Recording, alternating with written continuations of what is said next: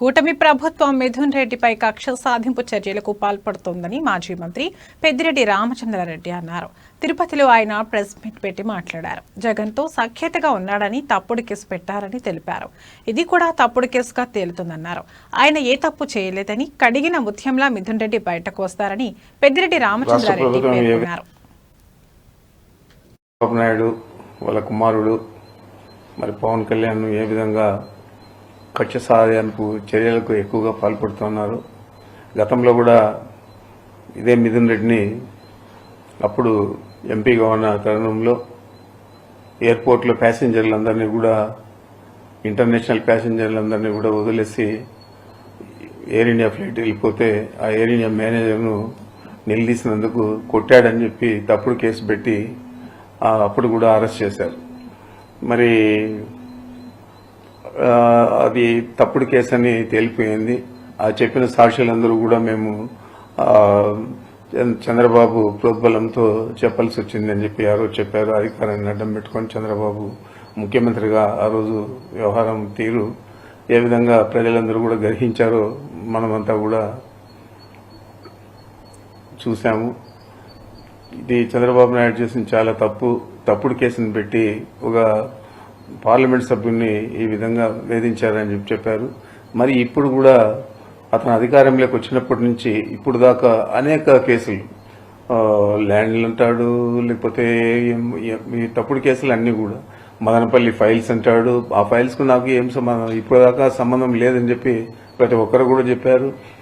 ప్రభుత్వం కూడా ఏమీ తేల్చలేకపోయింది.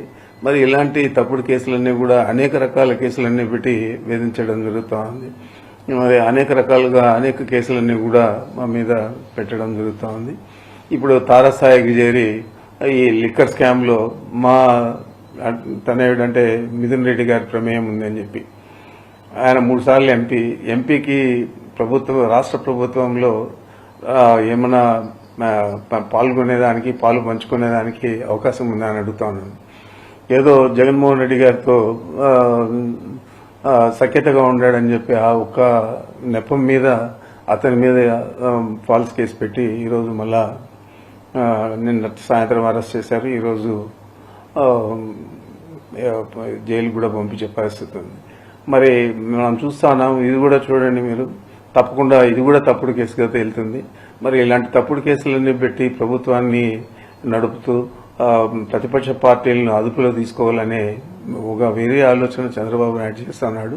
తప్పకుండా దీని పర్యవసానం వచ్చే ఎన్నికల్లో కాదు, ఆయన రాజకీయ జీవితం మీదే ఒక తీరని మచ్చగా ఏర్పడుతుంది అనేది అతను ఆలోచన చేయలేదు. మరి ఎవరైనా రాజకీయాల్లో అంటే మంచి పేరుతో రిటైర్ అయ్యి బాగా పనిచేస్తాడని అనిపించుకోవాలి. ఆ విధంగా కాకుండా కక్షపూరితంగా విద్రోహ చర్యలకు ప్రభుత్వమే పాల్పడితే ప్రజలు ఎవరికి చెప్పుకోగలుగుతారని చెప్పి నేను అడుగుతున్నాను. ఈరోజు మిథున్ రెడ్డిని అరెస్ట్ చేయడం అనేది, ఆయన ఎంపీనా లేకపోతే 3 సార్లు ఎంపీ, మళ్ళా లోక్సభలో ఒక పార్టీకి నాయకత్వం వహిస్తూ ఉన్నాడు. ఇవన్నీ ఒక పక్కన పెడితే నా కుమారుడుగా నేను చెప్తున్నాను, ఇది కేవలం మా మీదున్న కక్ష, మా మీదున్న విద్వేషం, ఎన్నికల్లో మేము ధీటుగా ఈ జిల్లాలో పనిచేస్తామని చెప్పి ఆలోచన, ఇవన్నీ కలిపి చంద్రబాబు నాయుడు చాలా తీవ్రమైన వ్యతిరేకతతో ఈ చర్యకు పాల్పడినాడు. దీనికి తప్పకుండా ఈ జిల్లా ప్రజలే కాదు, రాష్ట్ర ప్రజలు కూడా జవాబు చెప్తారు సమయం వచ్చినప్పుడు. నేనైతే దీని మీద చింతించడం లేదు. ఏదైనా కూడా మేము తప్పు చేయలేదు కాబట్టి అరెస్ట్ చేసినా కూడా ఆయన కడిగిన ముత్యంగా మళ్ళా బయటకు వస్తాడు. రాబోయే ఎన్నికల్లో మీరు ఏ విధంగా ఈ అపవాదులన్నీ కూడా, ఈ అపకీర్తిని, మరి ఇట్లా అకృత్యాలను, ఇట్లా దుర్మార్గాలను మీరు ప్రజలకు ఏ విధంగా జవాబు చెప్తారో అనేది మీరు ఆలోచించుకోవాలని చెప్పి చంద్రబాబు చెప్తా ఉన్నా. ఏదేమైనా కూడా వైఎస్ జగన్మోహన్ రెడ్డి గారి నాయకత్వంలో వైఎస్ఆర్ కాంగ్రెస్ పార్టీ స్థిరంగా ఉంది.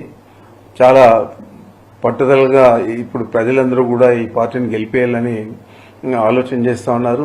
మనం చూసాము, 3 ఎస్పీలు, డిఐజీ, 2000 మంది పోలీసులను పెట్టి రోడ్లన్నీ కూడా అడ్డపడి కనీసం రైతులను మామిడి రైతులను కలిసేదానికి కూడా అవకాశం లేకుండా చేయాలని ఆలోచన చేస్తే ఏ విధంగా ఒక్క ఉదుపులో కొండలో గుట్టలు ఎక్కి తోటల్లోనూ చెట్లలోనూ అంతా కూడా వచ్చి వేలాది మంది అత్యధికంగా ఎప్పుడు కూడా ఎన్నికల తర్వాత అంత పెద్ద గ్యాదరింగ్ వైఎస్ఆర్ కాంగ్రెస్ పార్టీ కార్యకర్తలు నాయకులు మామిడి రైతులు ముఖ్యంగా కలిసింది లేదు.